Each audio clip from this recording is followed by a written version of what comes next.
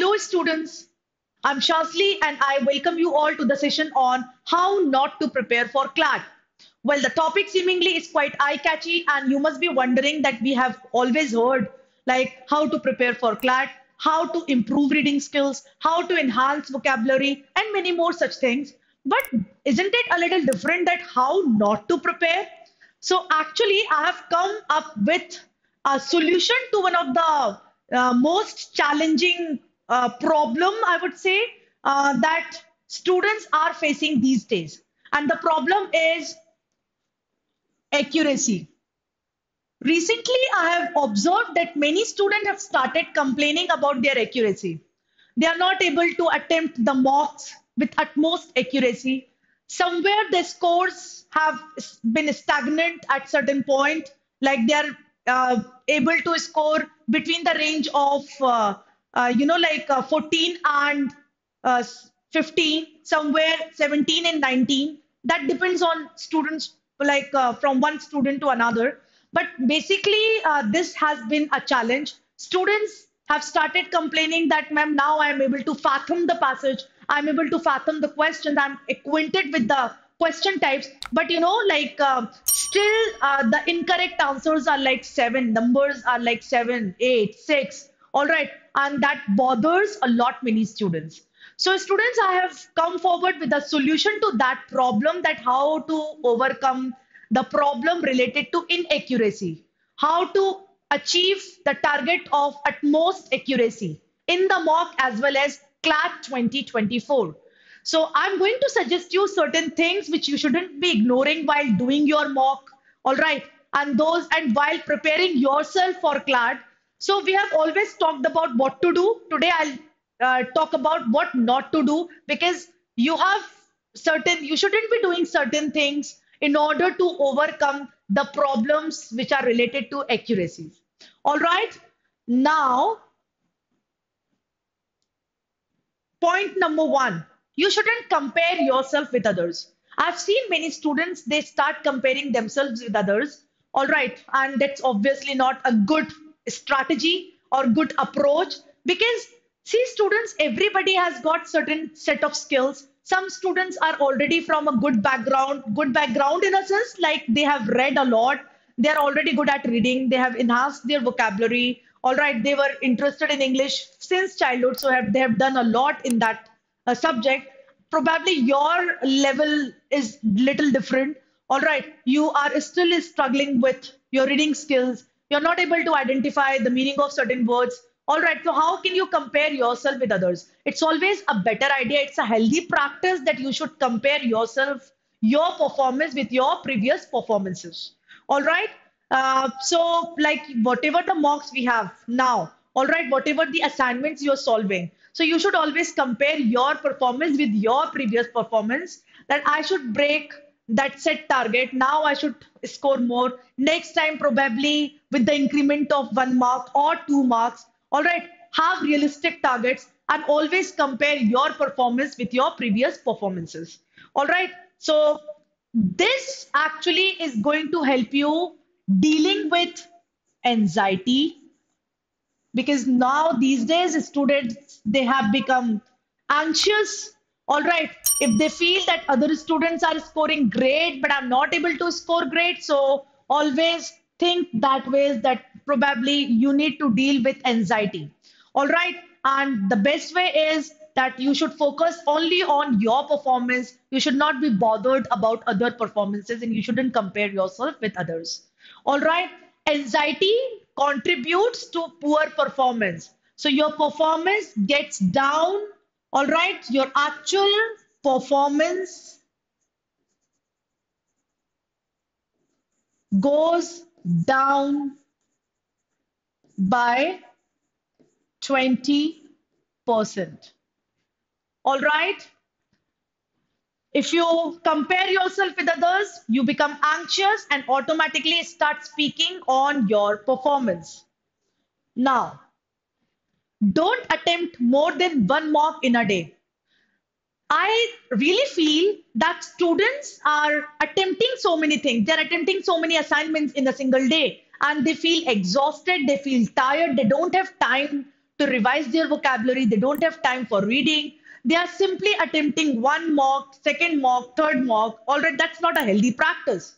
So, in order to save your energy, in order to have concentration, all right, what you're supposed to do is just solve one mock and then go ahead with vocabulary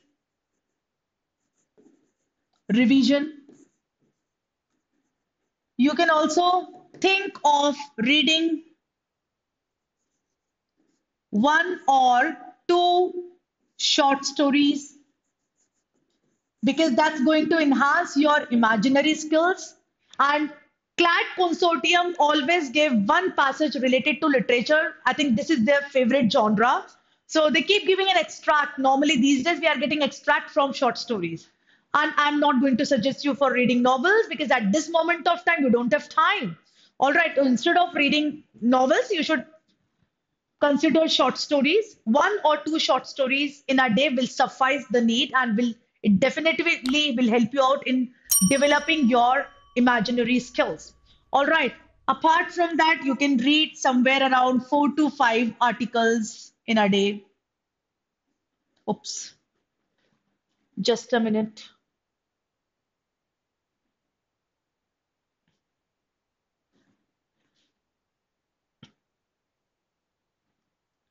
4 to 5 articles in a day. I think that should suffice the need. And you can revise your RC tones as well. Revision of RC tones, one topic of grammar per week can help you. One grammar topic. So, if it is like this, if this is the combination, then you can actually expect more in your upcoming mocks because you have been attempting all the time, not focusing on revision, not focusing on enhancing your knowledge about different genre, not focusing on RC tones, grammar. So you end up attempting wrong answers related to these questions. Okay, so obviously this is quite important.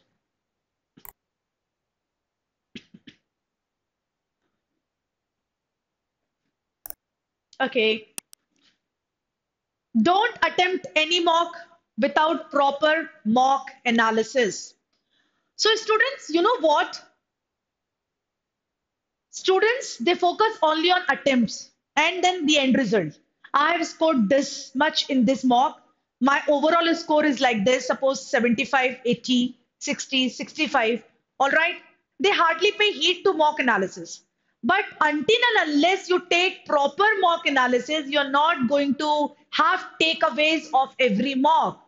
So your focus should be on these mock analysis basically are concept enhancers. All right.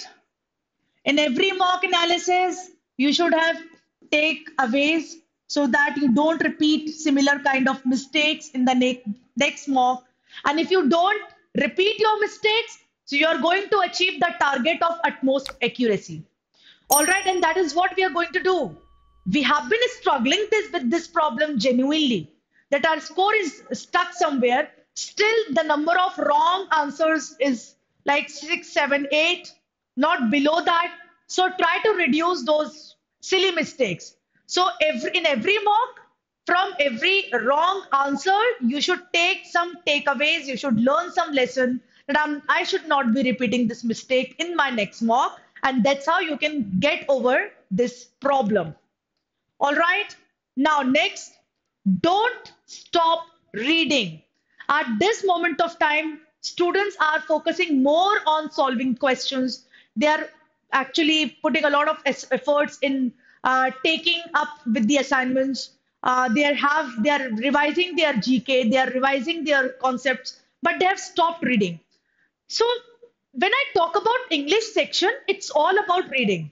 You're supposed to focus on those genres which have been painful throughout your preparation journey.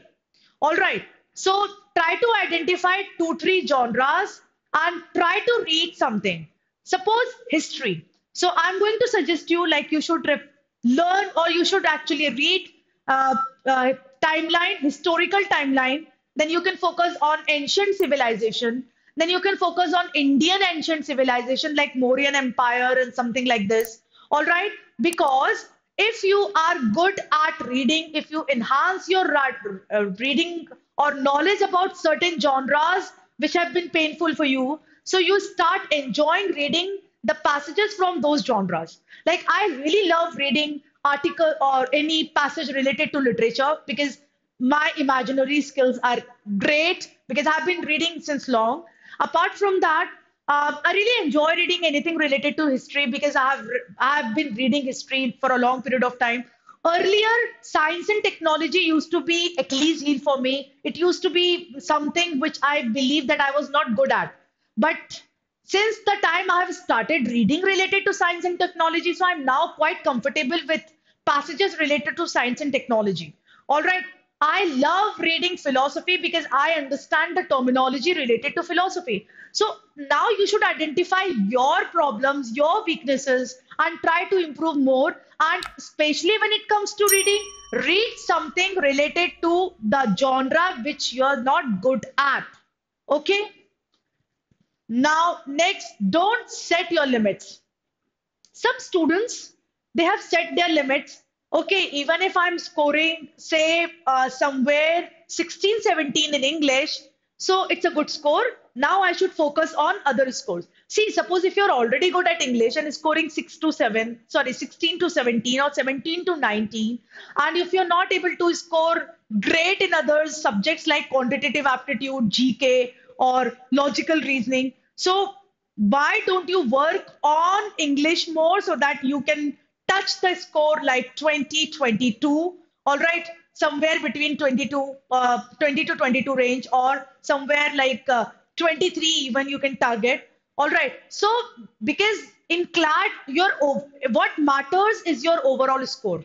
All right, your sectional score obviously contributes to your overall score, but what matters is your overall score.